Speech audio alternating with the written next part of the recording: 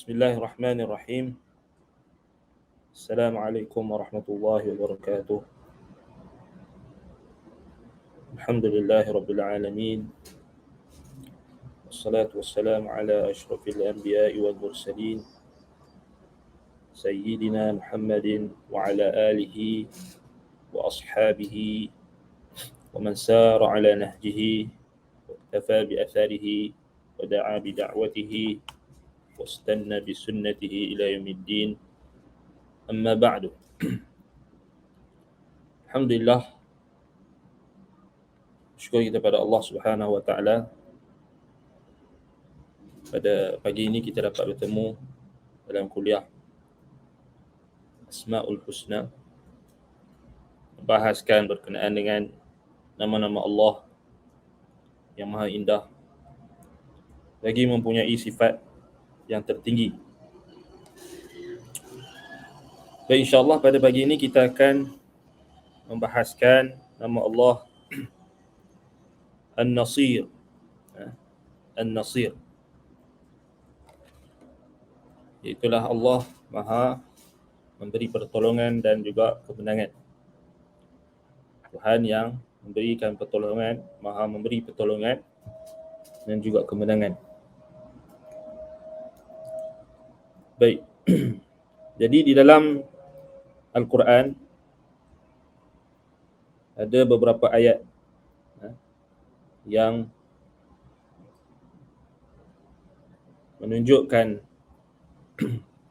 penetapan nama Allah An-Nasir. Dan di antaranya adalah dalam surah Al-Anfal ayat 40. Jadi seperti biasa kita akan lihat dalil daripada Al-Quran. Kita akan melihat tafsiran para ulama berkenaan dengan nama ini berdasarkan konteks ayat yang kita dah tegaskan untuk mendapat pemahaman dan juga untuk mendapatkan penghayatan tentang Asma'ullahil Husna, nama-nama Allah yang maha indah lagi mempunyai sifat yang tertinggi. Seharusnya kita memberikan penekanan dalam proses tadabbur Al-Quran. Dalam kita nak menghayati nama-nama Allah, maka kita perlu meneliti dan juga mentadabburi, memahami tafsiran makna ayat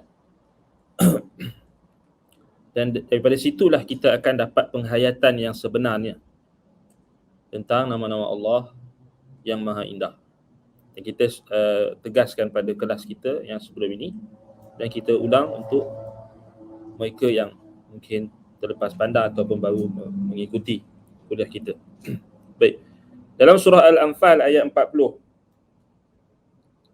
Allah Subhanahu wa taala berfirman berkenaan dengan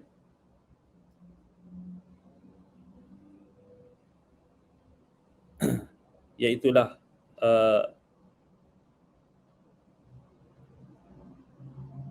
konteks ayat ini iaitulah perintah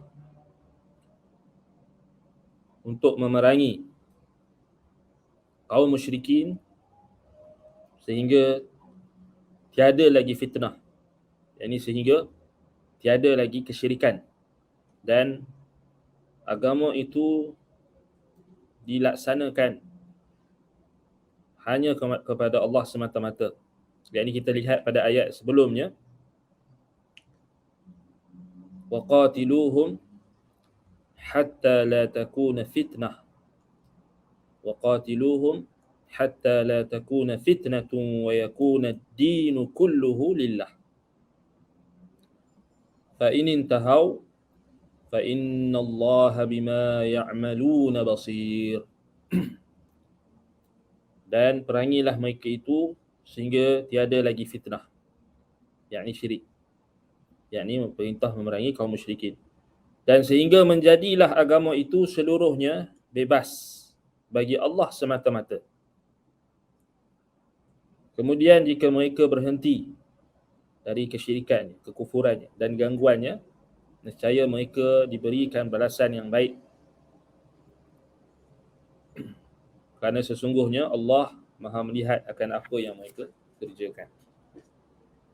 Wa in tawallaw fa'lamu anna Allah maulakum ni'mal maula wa ni'man nasir.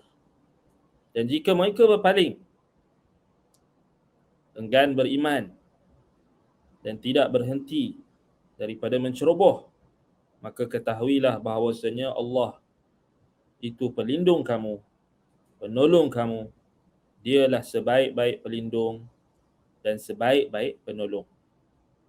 Sebaik-baik penolong yang akan menyelamatkan kamu dan yang akan mendatangkan kemenangan untuk kamu. Jadi dalam ayat ini disebutkan nama Allah An-Nasir. An-Nasir, dan kata Al-Imam Ibn Jarir At-Tabari rahimahullahu ta'ala ketika mentafsirkan ayat ini, yaqulu ta'ala dhikruh wa in adbara ha'ula'il musyrikun amma da'awtumuhum ilaih ayyuhal mu'minun minal iman billahi wa rusulihi وترك قتالكم على كفرهم فأبوا إلى الإصرار على الكفر وقتالكم فقاتلوهم وأيقنوا أن الله معينكم عليهم وناصروكم نعم المولى هو لكم، أي يقول نعم المعين lakum wa li awliyaihi wa ni'man nasir wa huwan nasiru.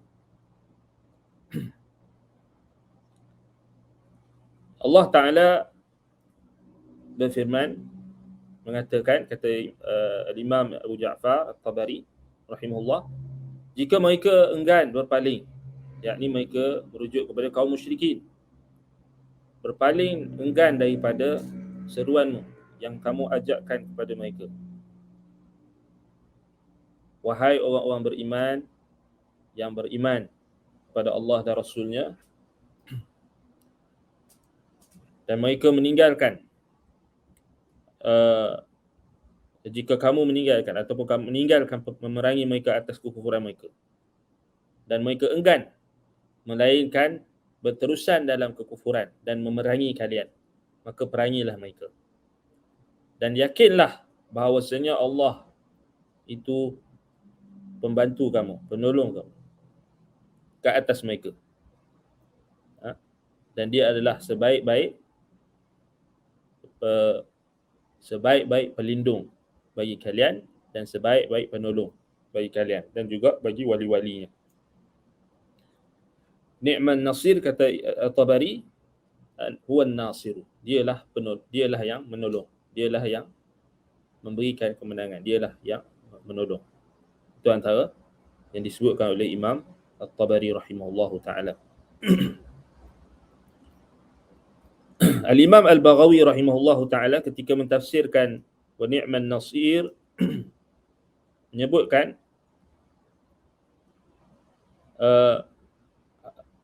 yakni sebaik-baik penolong, sebaik-baik penolong. Nasirukum wa mu'inukum, dia akan membantu kalian, memberikan kemenangan dan menolong kalian.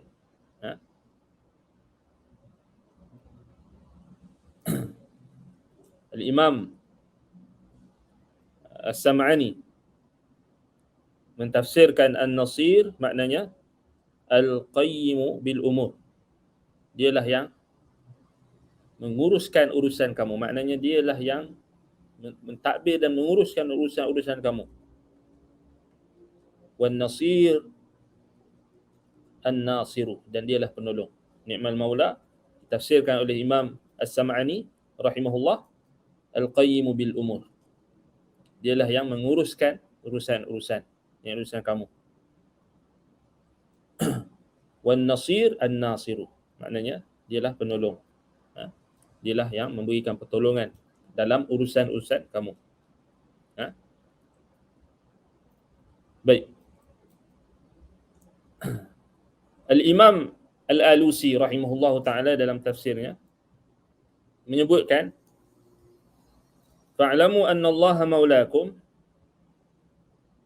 ay nasirukum fathiqu bihi wa la tubalu bimu'adatihim. Maknanya bila Allah kata fa'lamu anna Allah maulakum, ketahuilah bahwasanya Allah itu adalah pelindung kamu. Nasirukum, ni Allah itu penolong kamu. Fathiqu bih, maka percayalah dengannya. Percayalah dengan Allah. Wala tubalu bimu'adatihim, dan jangan kalian hiraukan dengan permusuhan mereka, penentangan mereka. Ni'mal maula la yudayyi'u man tawallah. Allah tidak akan mensia-siakan wali-wali. Allah tidak akan mensia-siakan orang yang dia lindungi, orang yang dia tolong. Wa ni'man nasir, sebaik-baik penolong, la yughlabu man nasarahu, takkan ada yang mampu dikalahkan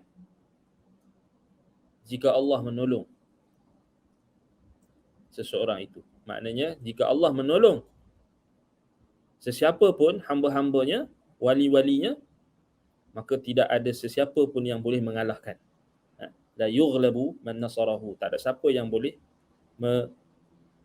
mendominasi, mengalahkan atau memenangi atas orang yang mendapat pertolongan daripada Allah. Baik. Al-Imam Ibn Atiyah Al-Gharnati Al-Andalusi rahimahullahu ta'ala, ketika mentafsirkan ni'mal maula wa ni'mal nasir, beliau mengatakan,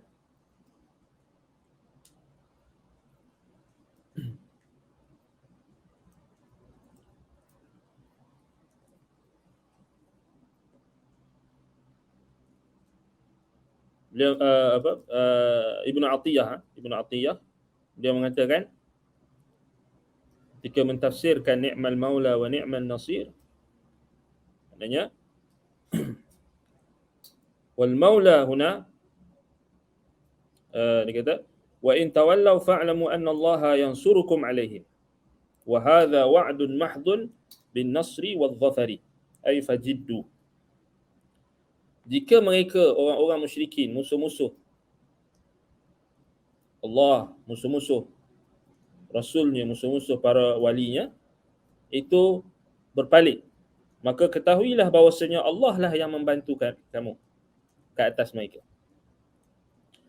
Wa hadza wa'dun mahdun bin nasri wal dhafari, dan ini adalah janji yang murni, janji yang tulen, janji yang murni. Wa'dun mahdun, janji yang murni, bin nasri wal dhafari, dengan pertolongan dan juga kemenangan. Ai fajiddu, maka bersungguh-sungguhlah kalian. Maknanya dalam konteks seharian kita boleh ambil faedah daripada perkataan dan tafsiran ulama-ulama tafsir ini. Janji Allah, mereka yang mentaati perintah Allah, mereka yang berpegang teguh dengan agamanya, mereka yang berjuang untuk menegakkan agama Allah, wa yakuna ad-dinu kulluhu lillah, mereka yang nak menjadikan agama itu semuanya milik Allah, maknanya ketundukan dan kepatuhan itu milik Allah. Wa yakuna ad-dinu kulluhu lillah wa qatiluhum hatta la takuna fitnah, dan mereka orang-orang yang beriman yang berusaha untuk memerangi perkara yang dimurkai oleh Allah Subhanahu wa taala, perkara yang dibenci oleh Allah Subhanahu wa taala, iaitulah kekufuran, kesyirikan, maksiat, dan perkara-perkara yang tidak diridai oleh Allah Subhanahu Wa Taala, maka mereka dijanjikan dengan janji yang tulen, janji yang murni, iaitulah an-nasr wa dhafar. Maka kata Imam Ibnu Atiyah, fajiddu. Fajiddu, maka bersungguhlah. Seriuslah kamu. Bersungguh-sungguhlah. Wal maula ha huna, kata Imam Ibnu Atiyah, maula di sini maknanya al-muwali wal mu'id, penolong dan pembantu. Dan inilah yang layak difahami pada ayat ini. Baik. Jadi an-nasir di sini maknanya jelas membawa makna Allah itu Maha memberikan pertolongan dan kemenangan. Dan kalau kita lihat dalam tafsir al-Imam Ibn Kathir rahimahullahu ta'ala, ketika mentafsirkan ni'mal maula wa ni'mal nasir, beliau mengatakan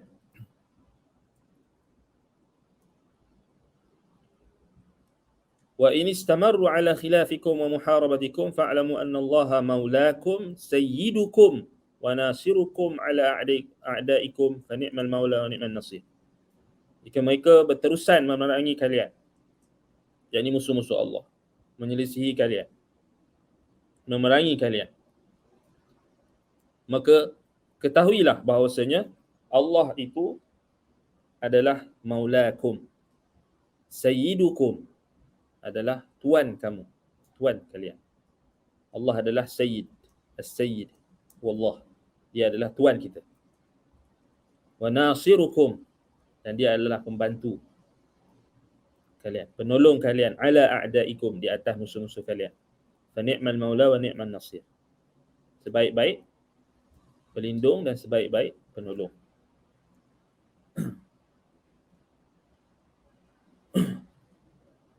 Al-Imam Abdul Rahman Ibn Nasir As-Sa'di rahimahullah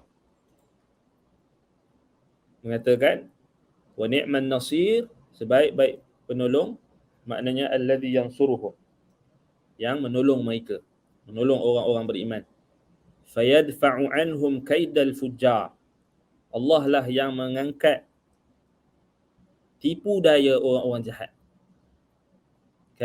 Kaidul fujjar, yakni tipu daya orang-orang yang fajir, orang-orang yang fujar, orang yang jahat. Wa takalibul ashrar, dan helah tipu daya dan juga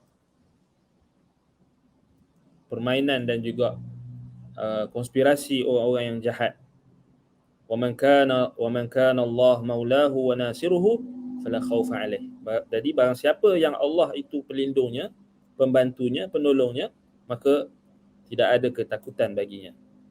Wa man kana Allahu alaihi fala izza lahu wala qa'imata lahu. Dan siapa yang Allah SWT memusuhinya, Allah Taala tidak membantunya, Allah Taala meninggalkannya, Allah Taala menentangnya, Allah Taala membencinya, memurkainya, ke atasnya, maknanya kana Allahu alaihi, maknanya fala izza lahu wala qa'imata lahu, maka tidak ada kemuliaan baginya dan tidak ada sesuatu pun yang akan dapat diuruskan dengan baik apabila Allah Subhanahu Wa Taala tidak memberikan pertolongan. Baik. Jadi kesemua tafsiran ini membayangkan kepada kita bahawasanya berlegarnya makna an-nasir dalam Al-Quran iaitulah pada makna an-nasru wal-dhafar ataupun an-nasru wal-ghalabah. Yakni ataupun an-nasru, bantuan, pertolongan, dan juga dominasi ataupun kemenangan, al-dhafar. Sebagaimana dalam tafsir-tafsir yang kita nukilkan tadi. Baik. Dari sudut bahasa pun kita sebenarnya dah jelas. An-nasir daripada sirah mubalaghah. An-nasru wan-nusrah maknanya al-aunu, pertolongan.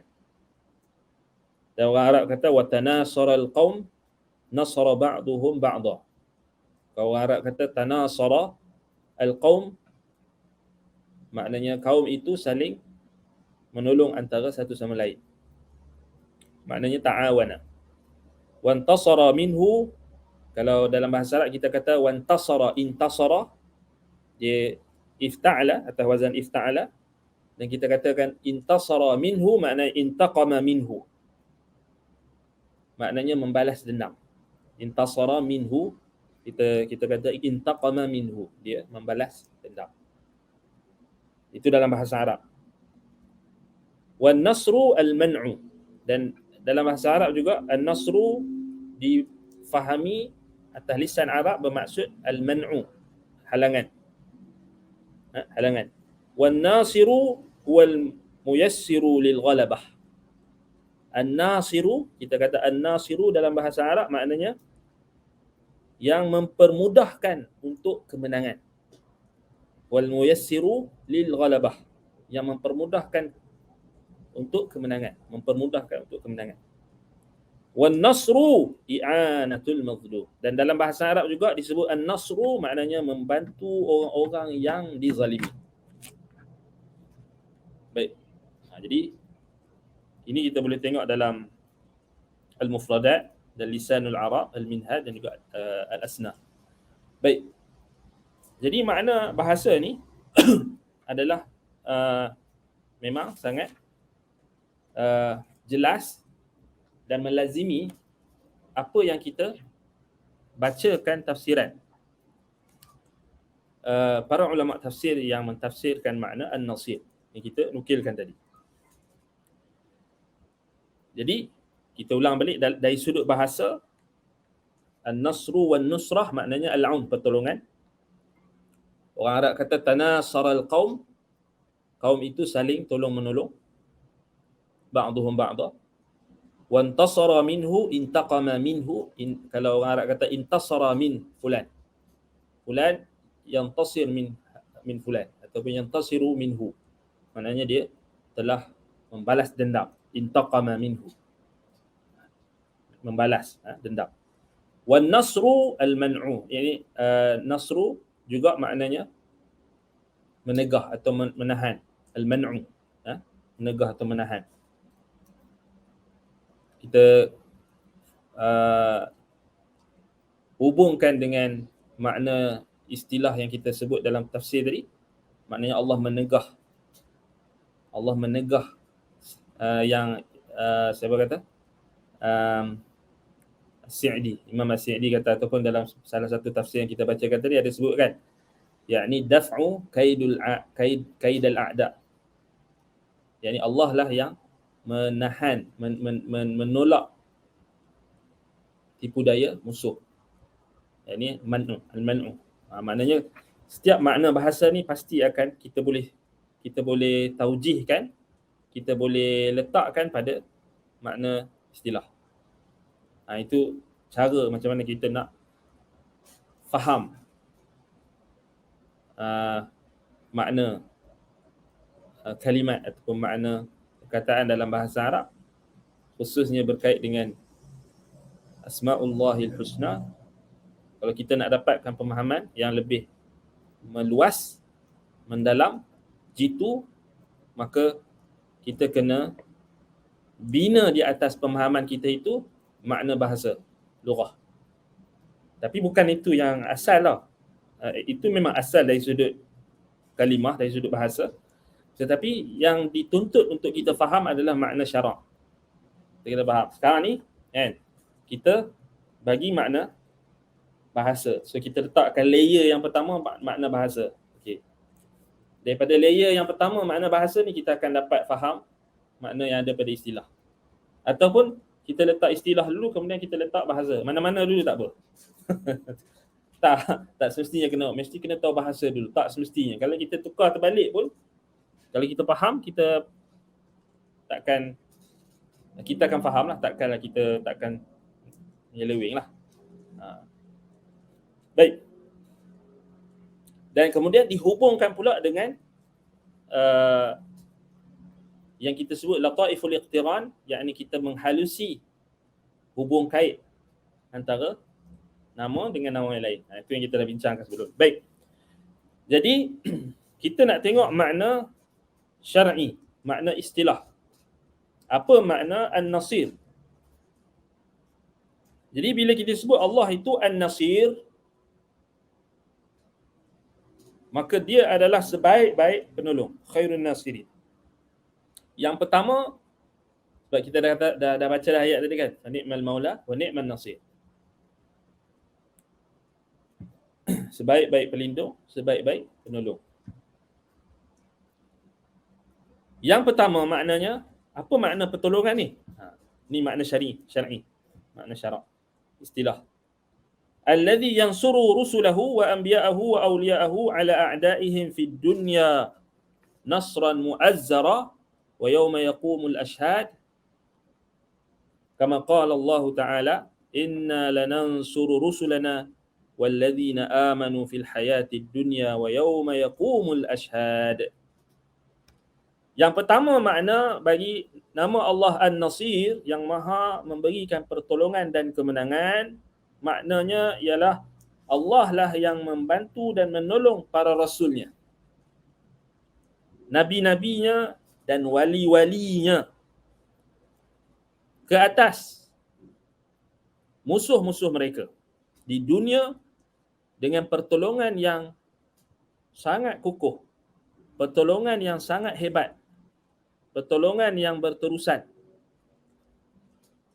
pertolongan yang murni, pertolongan yang tiada padanya pengkhianatan ataupun peninggalan.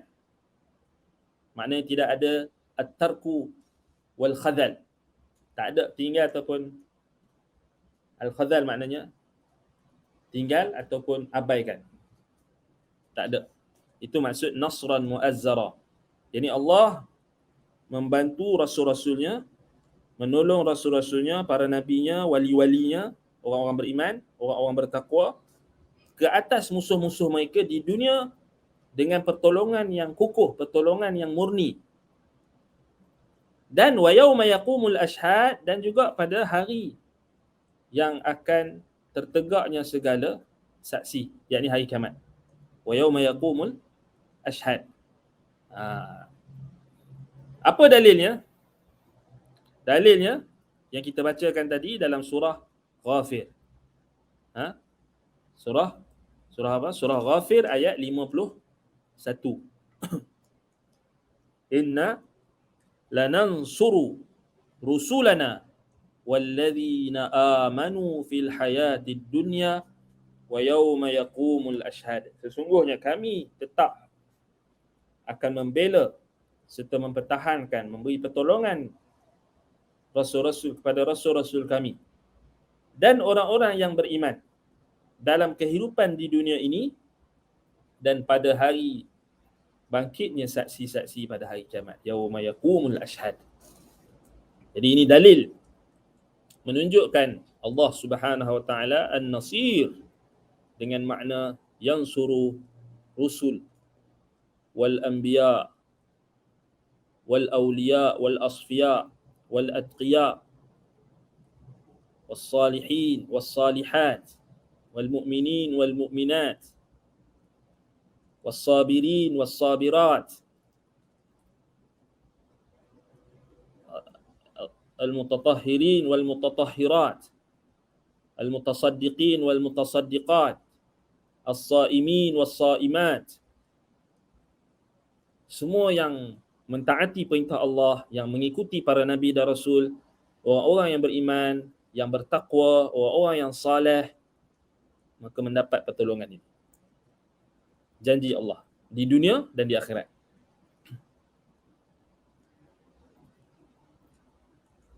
Baik. Kalau kita tengok dalam tafsir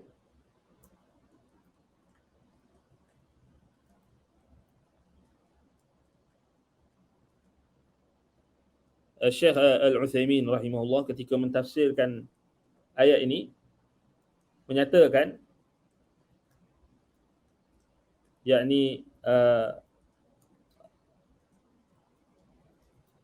bila mentafsirkan ayat ini, inna lanansuru rusulana, yakni Allah Subhanahu wa taala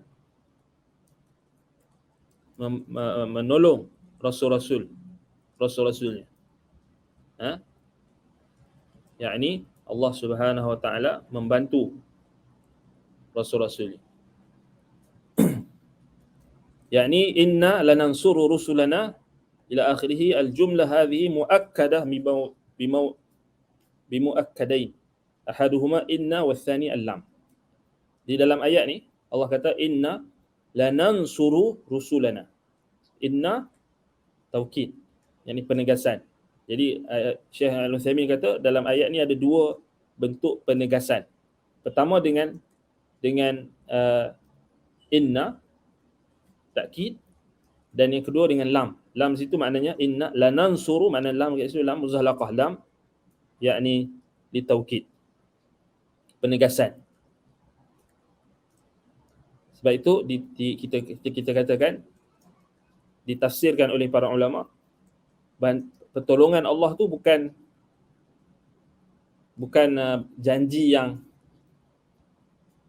main-main ataupun janji yang tidak serius. Allah tegaskan, inna lanansuru rusulana walladzina amanu fil hayati dunya wa yawma yaqumul ashhad. Maknanya janji Allah tu betul. Maknanya ditegaskan oleh Allah Subhanahu wa taala. Kemudian kata Syekh Al-Utsaimin rahimahullah, inna lanansuru ata bi sighati ta'zim. Kenapa Allah kata kami? Sesungguhnya kami benar-benar membantu dan menolong. Sighatut ta'zim maknanya inna di sini, nahnu sighah ta'zim maknanya bentuk pengagungan. Allah mengagungkan zatnya yang maha mulia, sifat-sifatnya yang maha tinggi.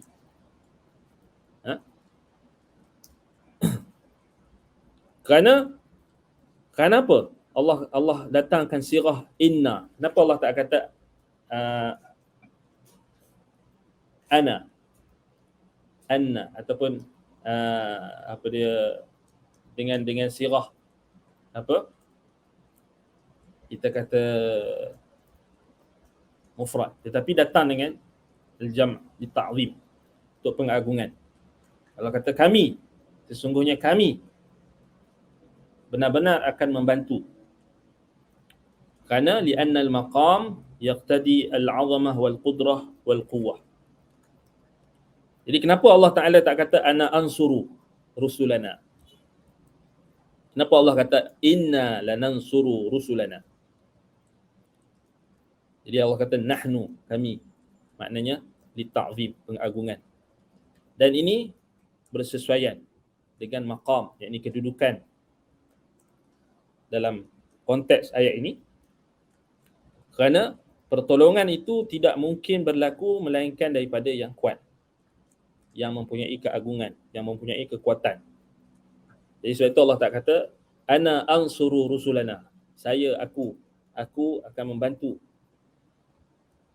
rasul-rasul itu. Tapi Allah kata nahnu, inna lanansuru rusulana, ta'zim, pengagungan. Kerana ta'zim yaqtadi al-'azamah wal-qudrah wal-quwwah. Allah mengagungkan zatnya, mengagungkan dirinya, mengagungkan sifat-sifatnya. Di sini maknanya membawa kepada pengagungan dan menunjukkan akan kudrat dan kekuatan yang maha berkuasa Allah Ta'ala. Jadi bersesuaian dengan bila janji Allah itu datang daripada Tuhan yang maha agung, Tuhan yang maha berkuasa, Tuhan yang kita kata memiliki quwwatil matin, yang memiliki kekuatan yang sangat teguh. Rusulana, bila Allah kata rusulana, maknanya jam'un rasul, jamak kepada rasul. Siapa mereka? Hum kullu rusul, semua rasul-rasul. Kerana apa? Kerana rusul, kalau kita kata rusul, dia rusulun, kalau kita sebut rusul, dan di sini Allah Ta'ala idhafahkan dengan rusulana, jadi dia jadi jam'un mudhaf. Jam'un mudhaf.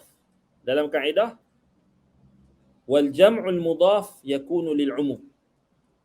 Jamak mudhaf ni pada lafaz tu jamak rusul, kemudian disandarkan dengan ada sandaran idhafah. Idhafah ni kat mana? Rusulana, yakni nahnu kan, rusulana. Jadi jam'ul mudhaf. Jadi jam'ul mudhaf yakunu lil umum, maknanya umum, maknanya rasul-rasul kami semuanya, rasul-rasul kami semuanya. Persoalan ni iskal, kalau kita kata jam'ul mudhaf yakunu lil umum, jamak mudhaf ni membawa kepada umum, ya kita faham rasul-rasul, semua rasul-rasul. Tapi adakah termasuk juga dalam ayat ini rasul-rasul di kalangan malaikat? Sebab malaikat pun ada rasul. Malaikat pun rasul kami juga, Allah kata. Rasul maknanya utusan Allah yang ada tugas masing-masing. Antaranya Jibril. Boleh tak masuk? Boleh tak kita katakan dalam ni termasuk malaikat-malaikat mendapat pertolongan Allah? Rasul-rasul yang di kalangan manusia kita fahamlah, tak ada khilaf. Tapi boleh tak kita taujihkan makna rusul di sini juga termasuk malaikat? Jawapannya tidak. Kerana ayat di sini jelas menunjukkan khitab Allah Ta'ala ini kepada rasul-rasul di kalangan manusia. Sebab Allah kata walladzina amanu. Walladzina amanu. Walaupun kita tak nafikan, memang malaikat-malaikat pun dapat pertolongan Allah juga. Kita tak nafikan. Tetapi khitab ayat ni merujuk kepada rasul-rasul kami di kalangan manusia, kalangan bashar, manusia, bukan di kalangan malaikat. Malaikat pun disebut rasul-rasul juga. Kan? Itu faedah. Kemudian Allah kata sesungguhnya kami benar-benar akan membantu, menolong rasul-rasul kami, walladzina amanu, dan orang-orang yang beriman. Ma'tufatun ala rusulina. Maknanya wa nansurul ladzina amanu biman. Jadi Allah kata dekat sini, dan kami juga akan membantu orang-orang yang beriman, menolong orang-orang beriman. Sekarang ni orang beriman dengan siapa? Amanu biman. Amanu bima yajibul imanu bihi. Mereka beriman dengan apa yang wajib mereka beriman, iaitu beriman kepada Allah. Iman maknanya al-iqrar al-mustalzimu lil-qabul wal-id'an. Makna iman ada pengakuan yang melazimkan penerimaan dan juga ketundukan, penyerahan. Iman bukan semata-mata iman adalah mutiara di dalam hati manusia. Bukan percaya saja. Iman adalah al-iqrar al-mustalzimu lil-qabuli wal-id'an. Orang yang mendapat pertolongan Allah adalah orang yang beriman macam mana? Orang yang beriman yang dia mengakui perintah-perintah Allah kepadanya, melaksanakan dengan dia menerima dan dia menyerah dan dia tunduk patuh dan dia melaksanakan. Itu orang yang akan dapat bantuan. Bukan sekadar al-iman bitamanni, bukan sekadar hangat atau kita kata angan-angan. Bukan sekadar iman adalah mutiara di dalam hati manusia. Yang meyakini Allah Maha Esa, Maha Kuasa. Itu nasyid. Tapi tak betul. Iman adalah mutiara dalam hati manusia, itu tak. Makna iman yang dinasyidkan, dilagukan itu mukhalafah dengan makna iman yang difahami oleh ahli sunnati wal jamaah. Iman bukan tasdik saja. Iman bukan percaya saja. Seluruh ayat-ayat Al-Quran, hadis-hadis Nabi SAW, sunnah menunjukkan iman itu adalah al-iqrar al-mustalzimu lil-qabul wal-id'an. Pengakuan yang melazimkan penerimaan dan juga penyerahan, ketundukan. Jadi tak cukup saya beriman kerana dalam hati saja. Tapi misalnya buka aurat. Saya beriman tapi buat apa? Minum arak. Tak cukup. Itu hanya tamanni, hanya angan-angan. Kan? Hanya angan-angan, hanya dakwaan. Saya beriman tetapi saya sokong LGBT. Beriman apa kan? Saya beriman, saya sokong musuh-musuh Allah. Ya, saya beriman tetapi saya berzina. Ketika dia berzina, ketika dia buat maksiat, walaupun ada bentuk, ada aslul iman pada dia, katakan dia beriman, maknanya dia sudah ada aslul iman, asas iman ada, tetapi iman dia kurang. Dia taklah jadi kafir kan, orang yang buat maksiat taklah terus jadi kafir. Itu ahli sunnati wal jamaah punya pegangan. Tetapi dalam kita nak mendakwa dia beriman dengan iman yang sempurna atau iman yang teguh, iman yang benar, tidaklah boleh, tak boleh. Jadi orang yang mendapat pertolongan ni, orang yang beriman macam mana? Orang yang beriman kepada Allah, yang mustazimu lil qabul wal iz'an, mereka yang melazimkan penerimaan dan ketundukan. Kan? Baik.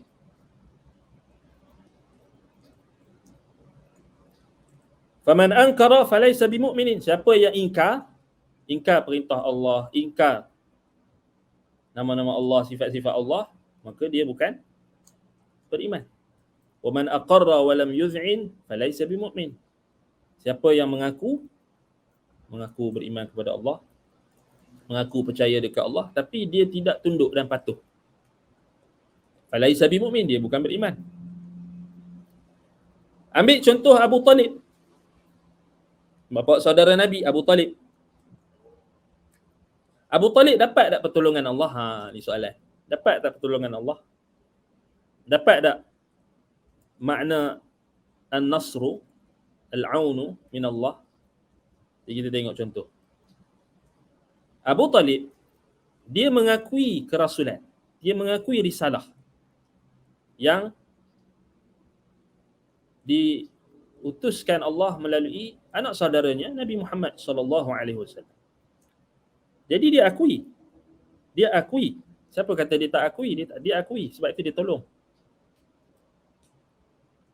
Dia akui Nabi itu adalah Rasulullah. Kalau tak, dia tak tolong. Memanglah dia menolong Nabi itu atas dasar kerabat, atas dasar anak saudara. Itu pendorong. Tetapi kenapa yang mendorong, apa yang selain daripada dorongan kekeluargaan, apa yang mendorong Abu Talib untuk membantu Nabi Muhammad? Kata para ulama, dia akui Nabi itu adalah Rasul, utusan Allah. Sebab apa? Sebab Abu Talib tak pernah tahu Nabi Muhammad itu suka menipu. Kan? Itu dia punya alasan dia. Kan? Sebab ada golongan yang kata Nabi Abu Talib tak akui risalah. Tak tepat. Memanglah dia bantu Nabi kerana kekeluargaan, kerana anak saudara, tapi dia akui risalah.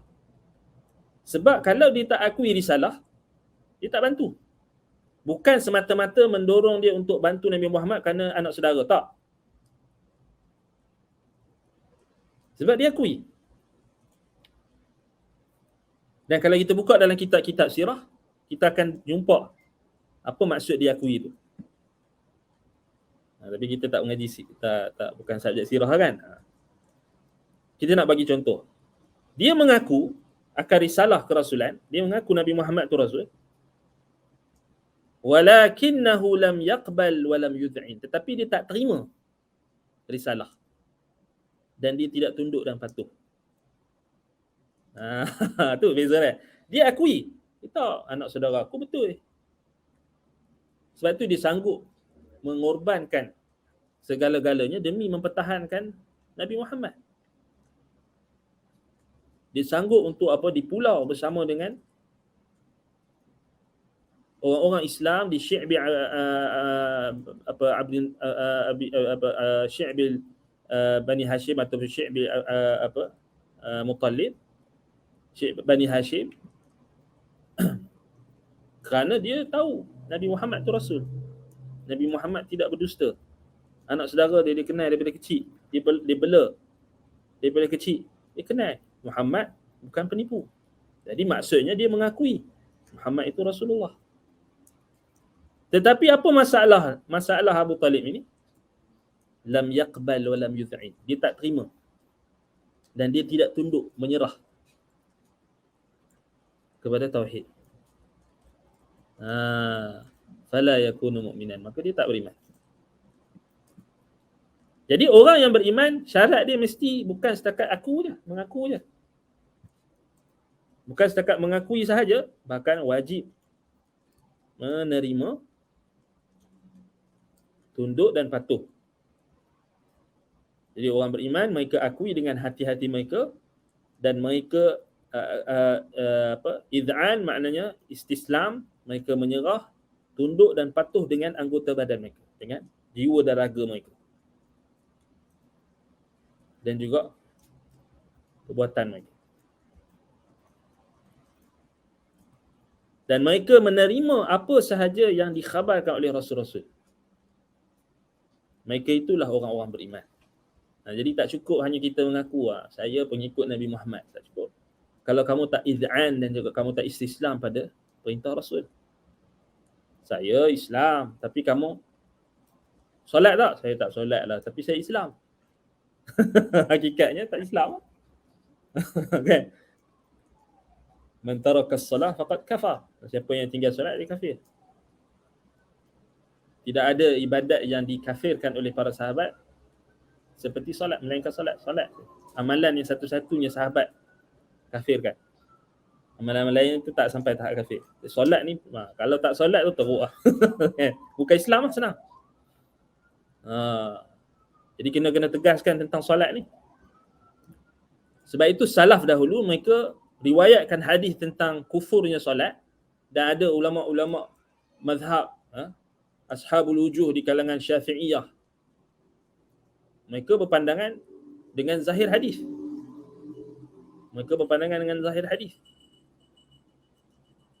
Kan?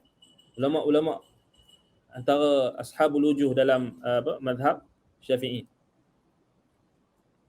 yang anda sharekan dalam grup Telegram, antaranya Al-Imam Abu Tayyib di kalangan Muhammad ibn Mufaddal ibn Salamah ibn Asim al-Dhabbi Abu Tayyib ibn Salamah al-Baghdadi al-Syafi'i yang wafat 308 Hijrah, murid kepada Qadhi ibn Suraij yang wafat 306 Hijrah.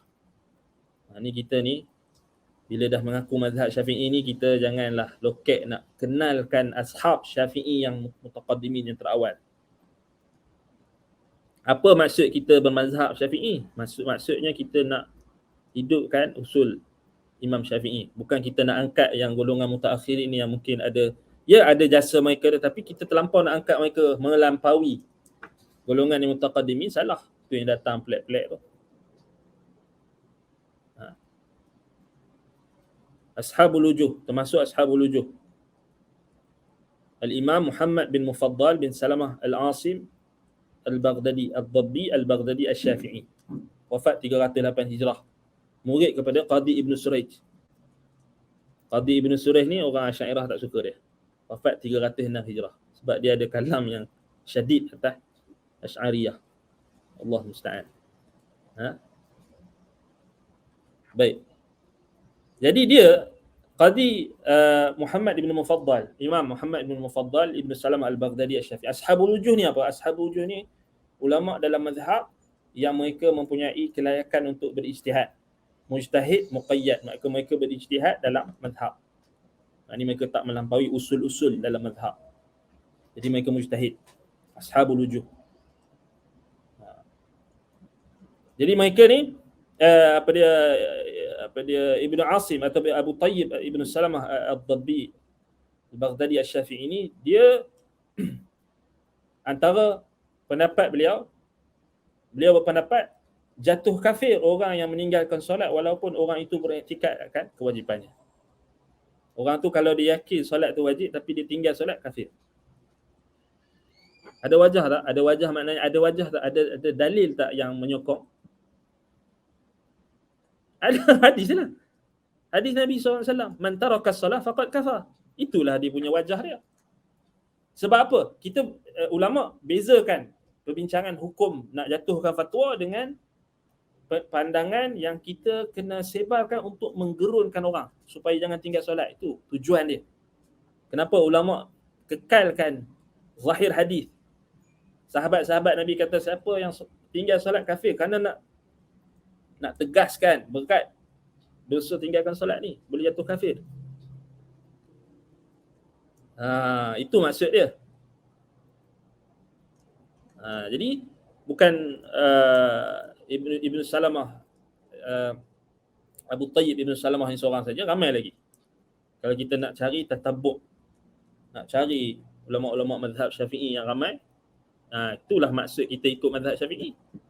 Kita kena bukan ambil yang qaul yang syadz atau pendapat-pendapat yang mutaakhirin yang mungkin tidak ada usulnya ataupun bercanggah dengan usul mazhab, usul imam. Kan? Buat apa kita berbangga kita ana Syafi'i tapi tak ikut mazhab Syafi'i? Buat apa? Bohonglah. Ana Syafi'i tapi duk angkat ulama-ulama mutaakhirin tu angkat lebih-lebih. Tapi sehingga mengabaikan usul Syafi'i. Jadi apa makna kau mazhab Syafi'i? Tak payahlah mengaku Syafi'i.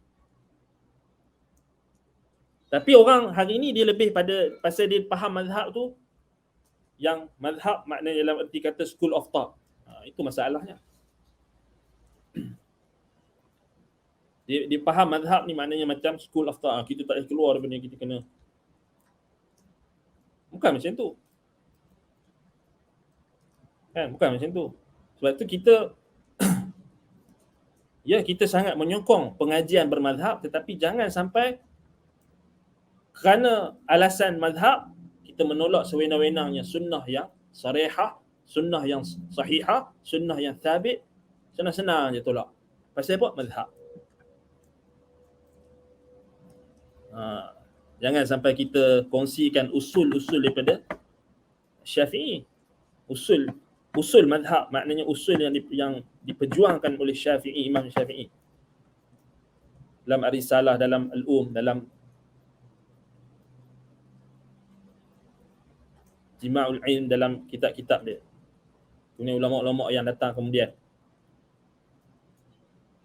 Sebab hari ni ada orang yang dia mengaku mazhab Syafi'i tapi bawa pendapat-pendapat yang bukan mewakili mazhab pun, tetapi hanyalah pandangan-pandangan terpencil, kemudian dia kata ni mazhab. Ini waham. Tauhim an-nas, mewahamkan orang ramai, inilah mazhab. Kena hati-hati. Kena hati-hati. Dan antara usaha kita untuk antara usaha asatizah kita untuk apa tujuan asatizah sunnah kita ni kembali menyeru kepada pengajian mazhab, antaranya adalah tujuannya untuk mendidik kita ni bersistematik, itu saja. Untuk mendidik kita untuk berfikir dalam kerangka yang lebih tersusun, bukannya fauda, bukannya chaos. Ambil hadis, ambil Quran ni tu. Itu tak kena juga. Ataupun mengejek-ngejek orang yang nak bermazhab pun tak boleh juga. Tak payahlah, dua-dua sama je. Yang nak bermazhab kemudian dia ejek orang yang tak ikut mazhab. Kemudian yang tak mau ikut mazhab pun dia ejek orang yang tamadzhub. Ini dua-dua ni tak cerdik, ataupun kita kata keanak-anakan. Yang ni dia ambil dalil-dalil pun dihentam orang yang bermazhab. Yang bermazhab pula dia ambil perkataan-perkataan ulama pun hentam orang yang tak bermazhab. Jadi tak cerdik. Jadi mengaji penting kena mengaji adab lah. Kena mengaji, menuntut ilmu tu dengan adab. Bil adabi tufhamul ilm.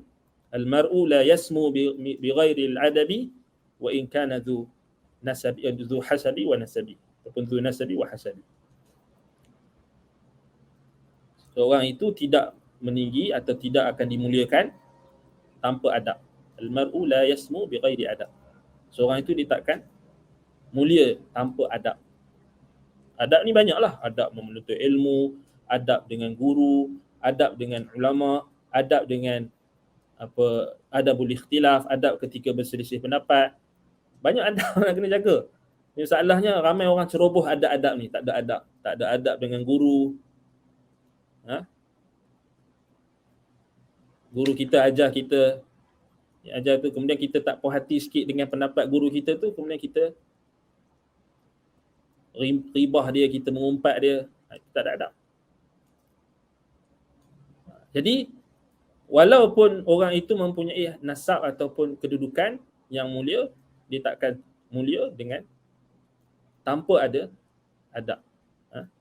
Sebab itu sahaja tujuan. Maknanya bukan tujuan kita nak taksub, jadi taksub mazhab, jadi fanatik kepada mazhab sampai kita tak ada dah benda lain kita nak bergaduh, melainkan bergaduh tentang isu-isu yang kita kata dah diselesaikan oleh ulama terdahulu.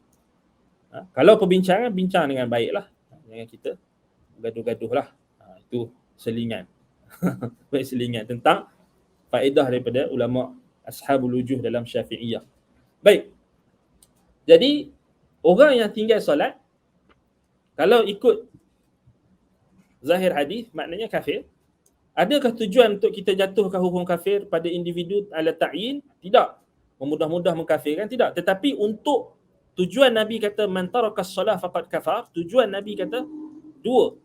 Sama ada memang orang tu kafir sungguh, yang kedua kerana li tahzir, li taghlidh, untuk memberatkan dan juga untuk memberi peringatan dan amaran supaya jangan tinggal solat.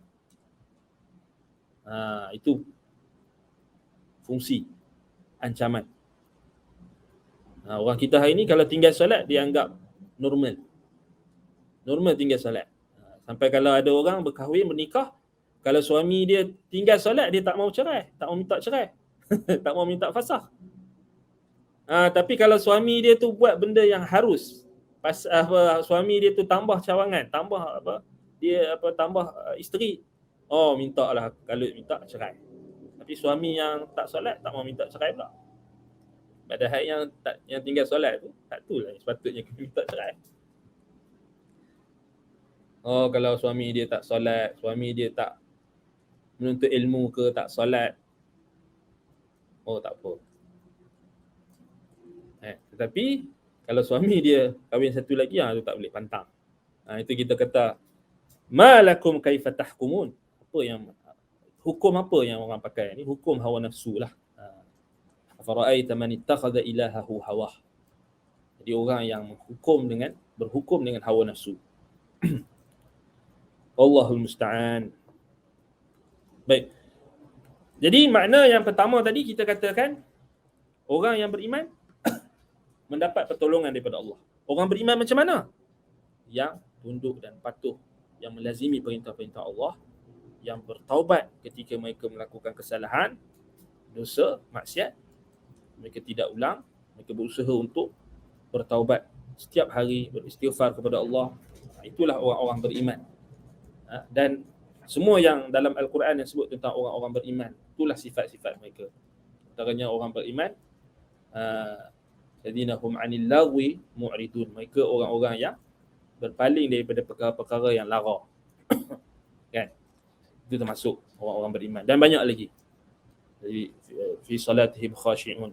Qad aflahal mu'minun, dalam surah Al-Mu'minun tu. Macam tu ciri orang beriman. Itu kalau kita nak mendapat pertolongan daripada Allah, jadilah orang yang beriman. Sebagaimana yang Allah Ta'ala sifatkan sifat-sifat mereka dan ciri-ciri mereka di dalam Al-Quran. Banyaklah. Banyak. Itu kena sibukkan diri dengan Al-Quran. Baik. Jadi pertolongan Allah di orang-orang beriman ni di dunia macam mana bentuk dia? Sebab dalam surah Ghafir kita baca tadi tu, Allah kata pertolongan tu di dunia dan juga di akhirat. Baik. Jadi sebab Allah Ta'ala kata fil hayatid dunya muta'alliqu binansuru. Maknanya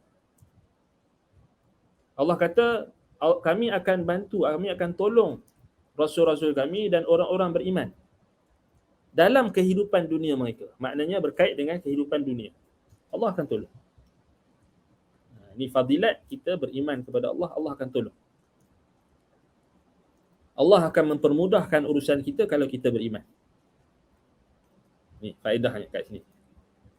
Allah akan menolong kita dalam kehidupan dunia. Walaupun kadang-kadang kita, pada pandangan kita duk tanya mata nasrullah, kita duk tanya bila pertolongan Allah. Tetapi kita tak sedar Allah Ta'ala dah bantu kita dengan kesabaran. Allah Ta'ala dah bantu dan mempermudahkan kita daripada perkara-perkara yang mungkin kita sedar dan mungkin kita tak sedar. Bentuk pertolongan tu subjektif. Nak bagi contoh yang mudah. Pertolongan Allah antaranya dalam konteks kita menuntut ilmu, Allah Ta'ala mudahkan kita untuk menuntut ilmu. Itu pertolongan. Itu pertolongan. Allah jadikan kita suka mendengar majlis ilmu. Pertolongan. Kerana ada orang dia tak boleh dengar. Dia sekejap je, 1 minit, 2 minit dia bosan. Dia buat apa? Dia main game. Ataupun dia buat benda lain. Ada orang yang dia menghimpunkan antara dua, sambil memasak, sambil dengar kuliah. Menuntut ilmu lah kan? Bolehlah dikira menuntut ilmu. Sebab dia mendengar nasihat dan pengajaran. Sambil menjaga anak dia dengar, dia pasang TV ke, dia pasang kuliah. Pertolongan Allah. Kan dimudahkan antara bentuk makna yang kita sebutkan apa? Al-muyassiru al-mu'in. Al-muyassiru bin nasri wal i'anah wal 'aun. Ya Allah Taala memudahkan pertolongan. Ada orang yang dia dimudahkan oleh Allah untuk tolong orang. Tu satu juga bentuk pertolongan. Dekat dunia ni banyak pertolongan Allah. Kalau kita nak bincang yang khusus pertolongan, maknanya kemenangan dari sudut kita kata ketenangan, ketenteraman dan sebagainya, itu banyak lagi. Allah Ta'ala memang jamin orang yang beriman kepadanya, yang tidak mencampur adukkan imannya dengan kesyirikan, dengan kezaliman, alladzina amanu wa lam yalbisu imanahum bidzulmin ulaika lahumul amnu wa hum muhtadun. Orang yang beriman kepada Allah dan tidak mencampur adukkan iman mereka dengan kezaliman, yakni kesyirikan, mereka itu diberikan ketenteraman, keamanan dan mendapat petunjuk. Antara bentuk pertolongan, petunjuk. Hidayah at-taufiq dan hidayah al-bayan wal irsyad. Kita sekarang ni tengah dengar penjelasan dan kuliah agama, termasuk dalam pertolongan Allah untuk memberi kita kefahaman. Man yuridillahu bihi khaira yufaqihu fid din. Kita menuntut ilmu, kita belajar fiqh, kita belajar akidah, kita belajar tafsir, kita belajar tadabbur Quran, kita belajar tajwid, kita belajar akhlak, kita belajar tazkiyatun nafs. Semua tu bentuk pertolongan Allah, memudahkan kita untuk mendapat pemahaman dan untuk mendekatkan diri kita kepada Allah. Pertolongan Allah. Jadi tak perlu kita nak cari pertolongan yang jauh-jauh ni. Kita kena tengok pertolongan Allah yang banyak dah Allah buka. Cuma kita sedar tak sedar je. Kita nak nak pertolongan tu maksudnya nak bagi kaya saja. Tak, jadi bukan itu maksud pertolongan. Kadang-kadang kalau kita nak jadi kaya saja, mungkin boleh jadi ujian, balak dan fitnah. Tak, pertolongan ni apa yang Allah mudahkan kita untuk ketaatan. Macam orang yang diberikan pertolongan oleh Allah untuk membantu orang lain. Mudah untuk dia tolong orang. Itu pertolongan. Apa lagi? Pertolongan. Mudah untuk memahami ilmu, pertolongan Allah. Itu satu bentuk al-aun wal ma'unah wal nasr. Orang sekarang dok pening. Betul ke? Betul ke apa ulama kata macam ni? Betul ke isu ni gini? Kita pun buka kitab, kita pun mengaji, kita pun merujuk-rujuk, tanya guru kita, tanya ustaz, tanya ini. Lepas tu kita dapat. Itu pertolongan. Tak faham dalam satu topik dalam ilmu. Aku tak faham lah. Pening lah ustaz ni syarah. Ada orang, tinggal lah. Tak faham lah ustaz ni. Kita tinggal terus dia.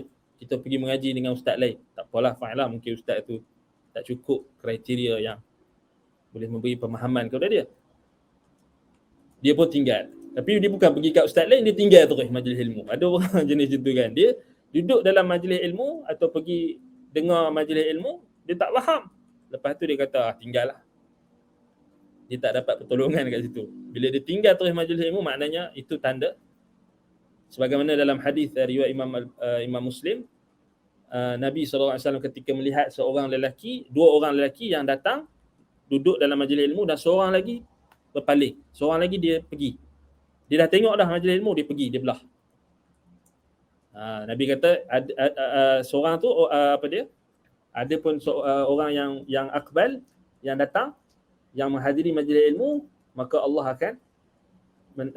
akan redha kepadanya. Macam tu lebih kurang hadis tu.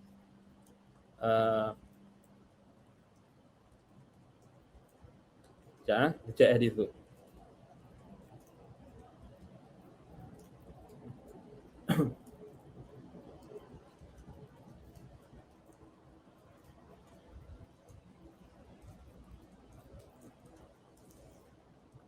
A'radallah.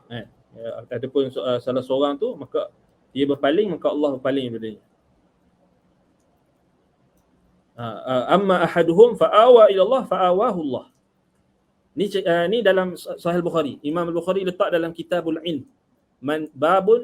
Babu man qa'ada haitsu yantahi bihil majlis. Bab orang yang duduk dalam majlis ilmu sampai habis. Ada fadilat. Orang yang duduk dalam majlis ilmu, duduk dengar majlis ilmu sampai habis. Ada fadilat. Berbanding dengan orang yang dengar sekerat-sekerat. Dengar bosan, lah. Apa dengan ustaz ni? Jom kita pergi lepak kedai kopi. Dengan hujan-hujan ni. Kan? Buat apa kita ni? Jom kita main futsal. Jom kita main bola. Buat apa dengan ustaz ni? Bosan, kita boleh dengar rakaman. Tapi dia tak dapat fadilat apa? Man qa'ada haitsu yantahi bihil majlis. Orang yang duduk dengar live streaming ada fadilat berbanding dengan orang yang dengar rakaman. Memanglah sama saja dari sudut dia dapat ilmu, tapi orang yang duduk dengar live streaming dengan live sampai habis, dia dapat pahala man qa'ada haitsu yantahi bihi majlis. Dia duduk sampai habis majlis, dia dapat. Apa dia punya ganjaran, fadilat dia? Nabi kata, ala ukhbirukum 'anil nafari thalathah. Ada 3 orang. Anak tak aku cerita dekat kamu 3 orang, 3 jenis orang yang datang dalam majlis Nabi. Aqbala thalathatu nafarin fa aqbala ithnan ila Rasulullah SAW wa dhahaba wahid. 2 orang datang, seorang lagi dia pergi. 2 orang datang duduk, seorang lagi pergi. Fawaqafa ala Rasulillah sallallahu alaihi wasallam, maka 2 orang itu pun berdiri dah di hadapan Rasulullah sallallahu alaihi wasallam, maknanya nak duduk dalam majlis Nabi. Fa amma ahaduhuma fara'a furjatan fil halqah fajalasa fiha. Adapun salah seorang di kalangan mereka, dia melihat ada lompong atau ada kekosongan dalam halqah, dalam bulatan sahabat-sahabat tu, maka dia pun duduk kat situ. Fa amma ahaduhuma fara'a atau fa amma ahaduhuma wa amma al-akhar fajalasa khalfahum. Adapun yang seorang lagi dia duduk di belakang mereka. Dia duduk kat hujung belakang-belakang. Wa amma al-thalithu fa adbara dhahiban. Yang ketiga, seorang lagi 3 tu dia datanglah, dia tengok. Ramai ni. Lepas tu dia belah. Dia adbara. Dia berpaling daripada majlis ilmu, pergi. Kemudian bila dah selesai majlis ilmu, selesai dars, selesai kuliah Nabi, maka Nabi pun bagi tahu dekat sahabat, ala ukhbirukum 'anil nafari thalathah. Nak tak aku cerita dekat kamu 3 orang tadi. Amma ahaduhum, apa nasib mereka? Apa yang mereka dapat? Amma ahaduhum fa'awa ila Allah fa'awahu Allah. Adapun salah seorang di kalangan mereka, dia telah datang kepada Allah. Nabi katakan orang yang datang ke majlis ilmu, dia datang kepada Allah. Sebab apa?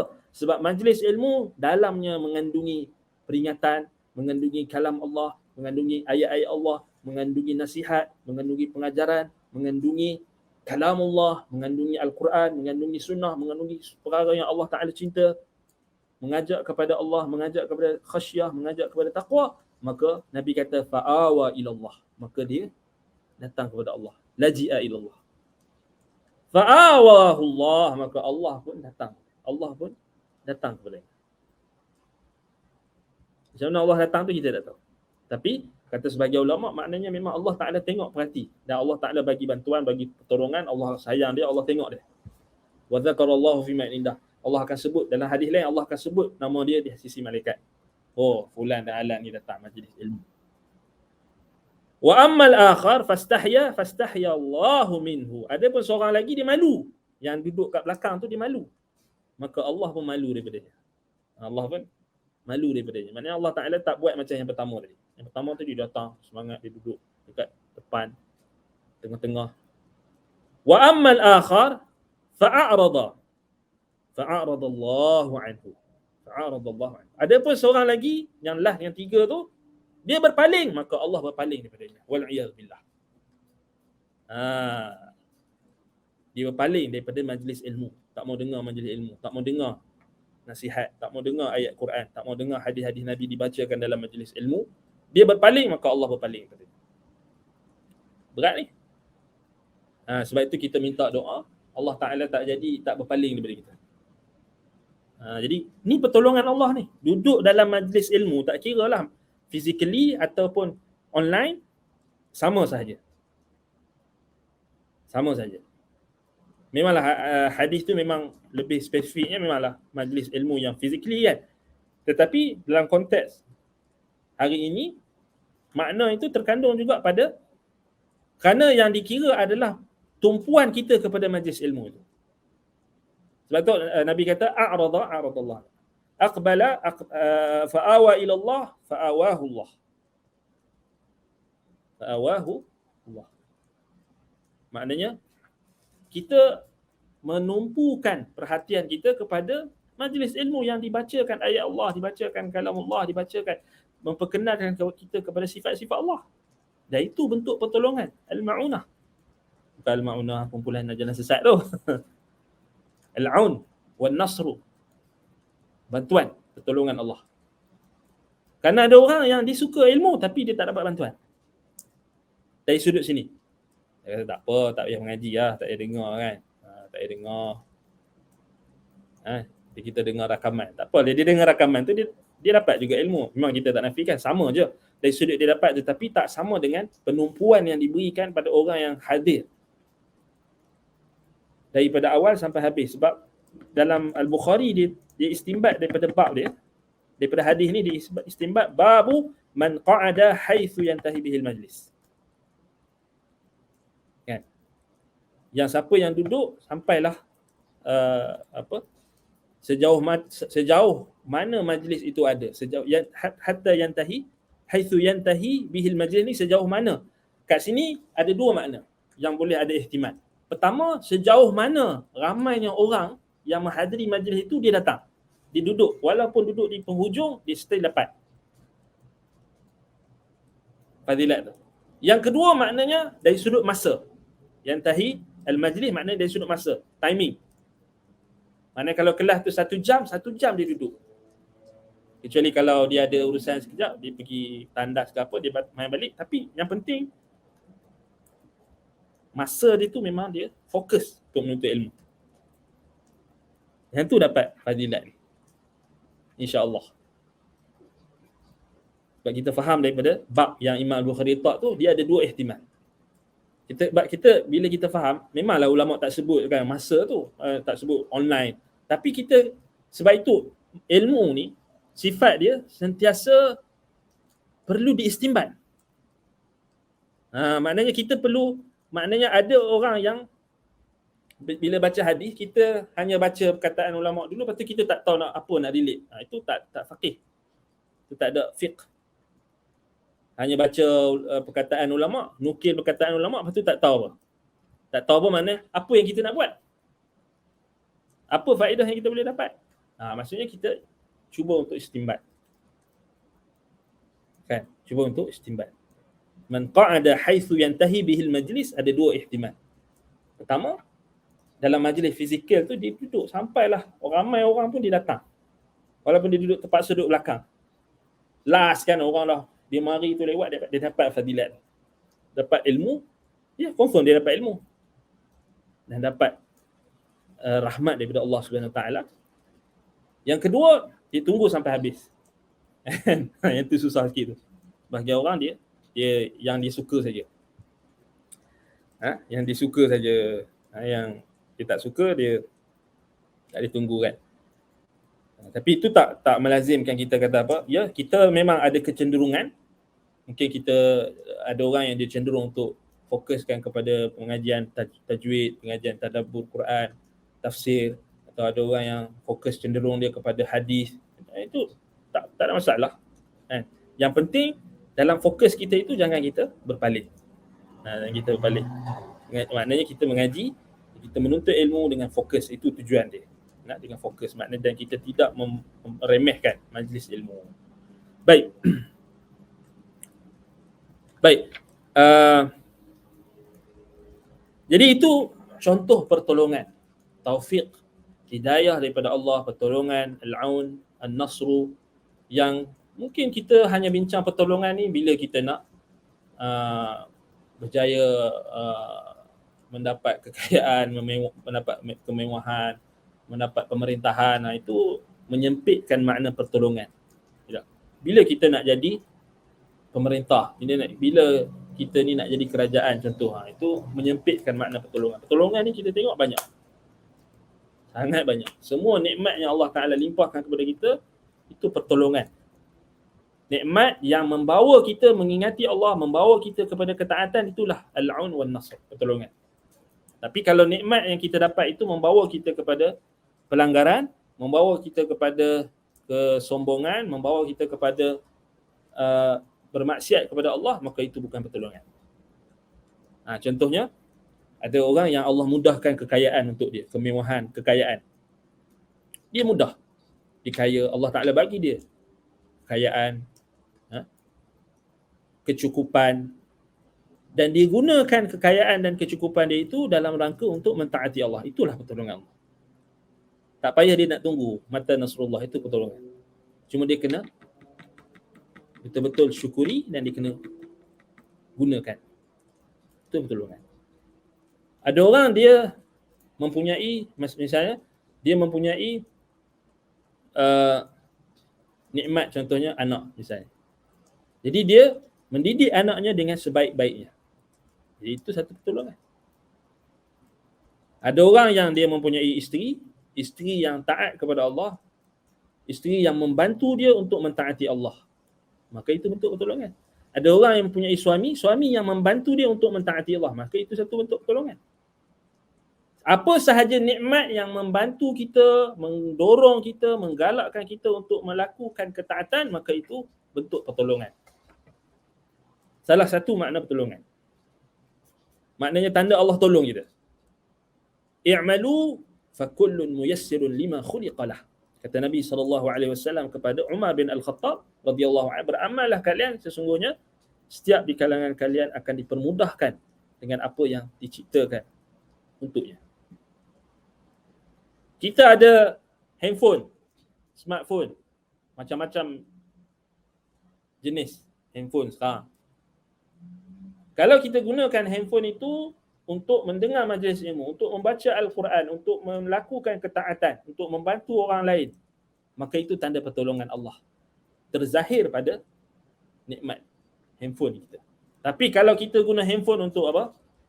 Untuk jadi keyboard warrior, untuk mengadu domba, untuk memfitnah orang, untuk membuat maksiat, maka itu tanda, bukan tanda pertolongan Allah, itu tanda wal'iyadzubillah, nas'alullah salamata wal afiyah, tanda kita kata adalah bentuk kecelakaan. Bentuk kecelakaan. Maknanya Allah Ta'ala pemudahkan kita untuk kesusahan. Fasanuyassiruhu lil usra. Dia akan dipermudahkan untuk ke jalan kesusahan, kecelakaan, kebinasaan. Sama juga, ada orang yang mempunyai kebun, tanah, lalu dia berkhidmat dengan kebun dan tanah yang dia ada itu untuk berbakti kepada tanah, berbakti kepada masyarakat, berbakti kepada manusia, binatang, haiwan dan sebagainya termasuk. Maka itu satu bentuk pertolongan, sebab dia menjuruskan nikmat yang Allah Ta'ala bagi itu pada ketaatan. Kiaskan dengan apa sahaja bentuk nikmat yang kita ada. Kalau dia membawa kepada ketaatan, maka itu bentuk pertolongan. Salah satu makna pertolongan Allah yang difahami daripada ayat inna lanansuru rusulana walladzina amanu fil hayatid dunya. Apa dalil kita sebut tadi itu adalah bentuk pertolongan? Sebab Allah kata fil hayatid dunya, dalam kehidupan dunia. Kehidupan dunia ni semua yang kita, dunia yang kita dapat ni. Apa sahaja nikmat yang Allah Ta'ala bagi dalam kehidupan dunia kita ini, nikmat sihat. Ada orang yang dia sihat, dia tak sakit.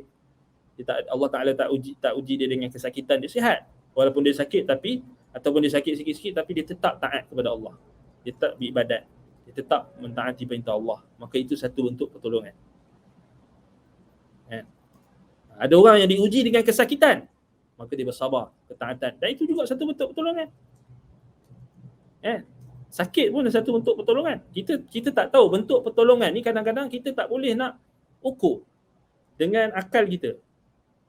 Kadang-kadang Allah Ta'ala bagi kita sakit, katakan, tujuannya adalah untuk menghalang kita, untuk menghalang kita daripada, contohnya, terjebak dalam maksiat.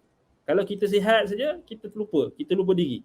Tapi bila sekali Allah Ta'ala bagi kita demam ke, sakit ke, kita menyesal. Kita ingat Allah. Itu bentuk pertolongan. Pertolongan ni tak semestinya perkara yang baik. Kadang-kadang ada Allah Ta'ala bagi bentuk ujian yang berbentuk ada di dalamnya al-aun, pertolongan, an-nasru. Kita kena faham.